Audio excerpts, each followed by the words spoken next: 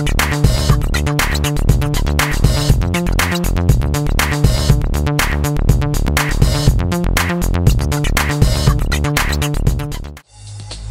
so the quality of the awards in Edie just grow and grow, improve every year. So, yeah, great delight to see the whole industry moving on, as demonstrated by some of these great applications.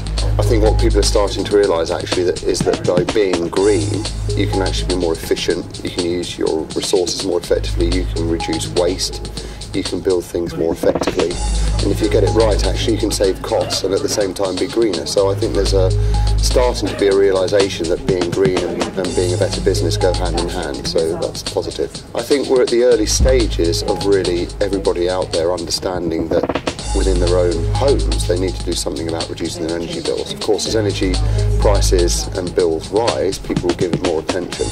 You know, and I think we've got a long way to go actually before people really start investing in their homes in a way that helps to reduce the CO2 arisings.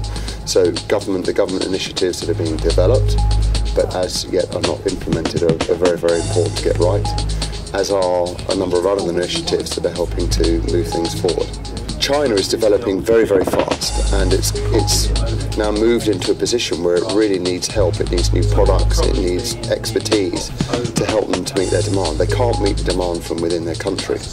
And following a meeting with the Prime Minister in December and a visit by Vice Premier Li Keqiang with Vince Cable to our Innovation Park at BRE in January, we've now signed this accord with Vanke, who are China's largest developer. In fact, I believe they're the world's largest developer, to really take our products and show what we can do in Britain with a view to growing exports within China. And the way we're going to do that is we're going to build an innovation park in southwest Beijing where we really showcase the best of British. A number of things we're planning for the next 12 months. Clearly we've got our international growth that's really important for us, and we're just opening up in Canada as well. We've got an operation now in North America, in the USA and in China and other places. And what we're doing there is we're taking our standards and our research knowledge to help those countries meet the opportunities and challenges they have in a consistent way that we've been doing within the UK for a while.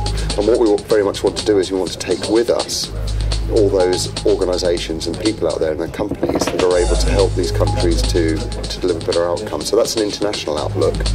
But here in the UK we continue our pioneering research work, moving and extending sustainability to include more socio-sustainability measures and economic sustainability measures. So first of all, if you're entering the awards next year and you wanted a bit of advice on what to do, you know, what are your outcomes? Clearly describe your outcomes.